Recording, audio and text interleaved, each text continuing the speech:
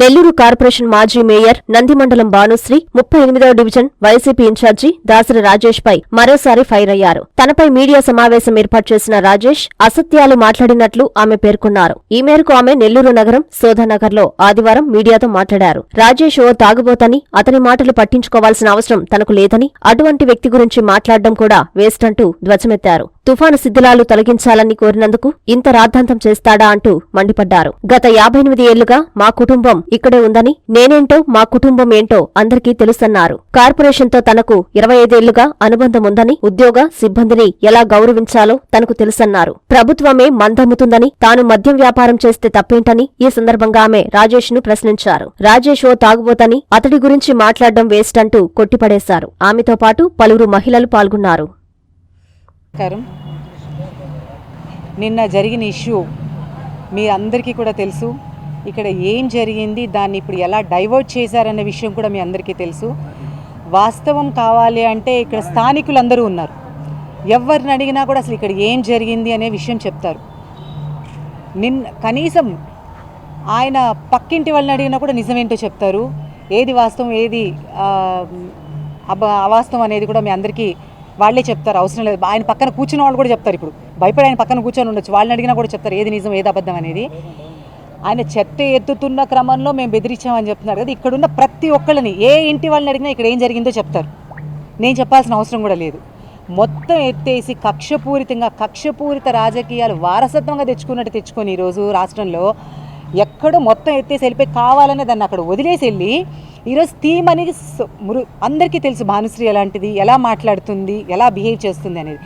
ఒక్క మాట థీమ్ అని అడిగిన దానికి దాన్ని తీయలేకపోగా నీలో ఉన్న లోపాలని కప్పిపుచ్చుకోవడానికి ఈరోజు ఎంత డ్రామా ఆడావు అనేది కూడా తెలుసు. ఎవరైనా నిజం చెప్తారు ఇక్కడ. ఇంకా ఏం మాట్లాడాడు అనేది నాకంటే బాగా మీకే తెలుసు. మీరే వాటిలన్నిటికీ కరెక్ట్గా అది ఆయన నిరూపించగలిగితే నేను ఖచ్చితంగా ఒప్పుకుంటాను. అసలు అతనికి ఆన్సర్ చేయాల్సిన అవసరం లేదండి. వాళ్ళ ప్రభుత్వమే ఈరోజు మందు అమ్ముతోంది. అమ్మకూడదని ఎక్కడైనా రాసిందా? నువ్వు తాగి ఆ మహిళల మీదకి దౌర్జన్యానికి వచ్చావని మేము చెప్పాం, కానీ మీ ప్రభుత్వం మందు అమ్ముతోంది అమ్మకూడదని మేము ఎక్కడైనా చెప్పామా? అసలు ఆయనకి అడిగే నైతికత అతనికి ఉందా? ఆ క్వశ్చన్ అడిగే నైతికత అసలు టీడీపీ వాళ్ళు ఎవరికీ కూడా తెలియదు ఇక్కడ ఏం జరిగింది నిన్న ఇన్సిడెంట్ అనేది. మేము వస్తున్న క్రమంలో మీకు చెప్పాం. యాక్సిడెంటల్గా ఇక్కడికి వస్తున్న క్రమంలో ఇక్కడ జరిగింది జస్ట్ అక్కడ ఉన్న చెత్త బండి దగ్గర ఉన్న మున్సిపల్ ఎంప్లాయీని చెత్త ఎత్తమని అడిగాం. దానికి ఇంత సీన్ క్రియేట్ చేసింది అతను. అసలు టీడీపీ వాళ్ళు ఒక్కళ్ళు కూడా రాలేదు. రాత్రి జరిగిన తర్వాత, ఇన్సిడెంట్ జరిగిన తర్వాత ఏమ్మా మాకు ఒక్క మాట చెప్తే మేము వస్తాం కదా అని టీడీపీ పార్టీ పరంగా కాదు, ప్రతి పార్టీ వాళ్ళు ఈరోజు నన్ను వచ్చి పలకరించి వెళ్ళారు. ఏంటి ఇంత జరిగిందా అనేసి. అక్కడ టీడీపీ వాళ్ళు అని ప్రత్యేకంగా ఎవ్వరు రాలేదు. ప్రతి ఒక్కళ్ళు ఏమో మాకు ఒక మాట చెప్పుండొచ్చు కదా అని అడిగారు. నేను ఒకళ్ళని చూసి భయపడేదాన్ని కాదు, ఒకళ్ళు సపోర్ట్ కావాలనుకునేదాన్ని కాదు. ఇంతమంది స్థానికులు ఇక్కడ ఉంటే నాకు అసలు ఎవరిని చూసి భయపడాల్సిన అవసరం ఏంది? నిజం మాట్లాడాము, నిజాన్ని అడిగాము, ఉన్నదాన్ని అడిగాము.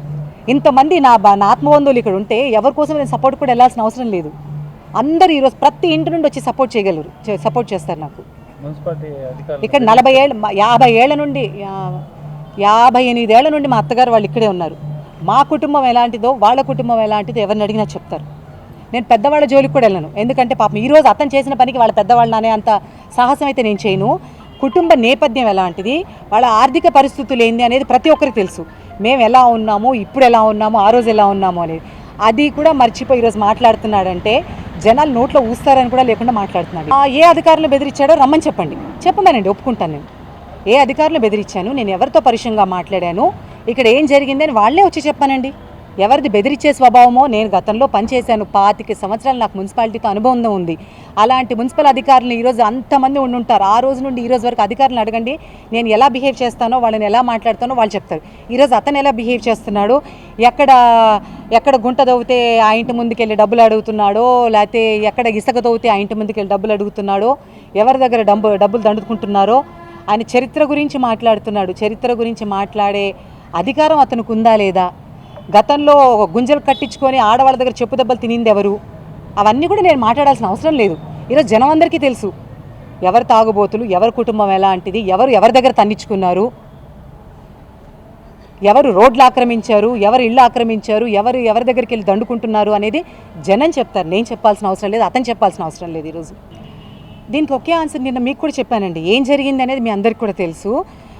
అధికారులకి ఏ డిపార్ట్మెంట్ అయినా గవర్నమెంట్ అఫీషియల్స్ నా భర్త ఒక ప్రభుత్వ ఉద్యోగికి ఎట్లాంటి గౌరవం ఇవ్వాలో ఈరోజు కూడా కనీసం అది చిన్నవాళ్ళైనా పెద్దవాళ్ళైనా ఏకవచనంతో మాట్లాడే అలవాటు కూడా నాకు లేదు. అంత గౌరవిస్తాం అలాంటి వాళ్ళని. నిన్న కూడా మీ అందరికీ కూడా చెప్పడం జరిగింది, ఇంత విపత్కర పరిస్థితుల్లో ప్రభుత్వానికి మనం అందరం సహకరించాలి. ఇక్కడ ప్రభుత్వం పార్టీ గురించి నేను ఎక్కడా మాట్లాడు, ప్రభుత్వానికి ప్రతి ఒక్క పౌరుడు కూడా సహకరించాల్సిన అవసరం ఉంది.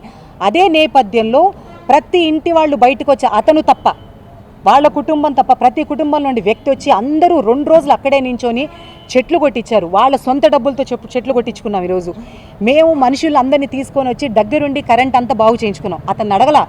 ప్రభుత్వ అధికారులకి మేము అట్మోస్ట్ సహాయం చేశాం. ఈరోజు ప్రభుత్వ అధికారులు మేము ఒక్క మాట అనలేదు. చేసింది అతను కడుపు మంట 3 రోజు, అంటే నేను చేయలేని పని వీళ్ళందరూ చేసుకుంటున్నారే అన్న ఒక కడుపు మంటతో నిన్న అసలు ఆడమనిషితో మనం మాట్లాడుతూనే కనీస స్పృహ లేకుండా పొద్దున్న నుండి తాగి పడిపోయి ఉంటాడు.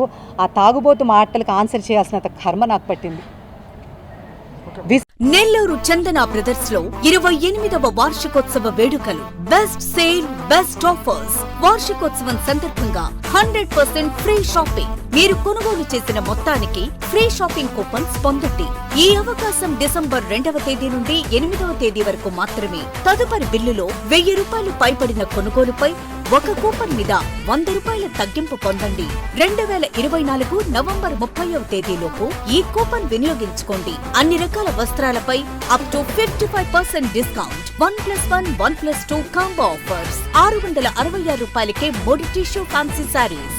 Surat catalogue sarees and work sarees పై అప్ టు 50% తగ్గింపు. 666 రూపాయలకే 2 ప్లాసో సెట్స్. 499 రూపాయలకే 3 digital print kurtis. Kids wear పై ధూమ్ ధామ్ ఆఫర్స్. ట్విల్స్ బ్రాండ్ పై up to 40% discount. Suitings and shirtings పై up to 39% discount. Chandana brothers, trunk road, Nellore.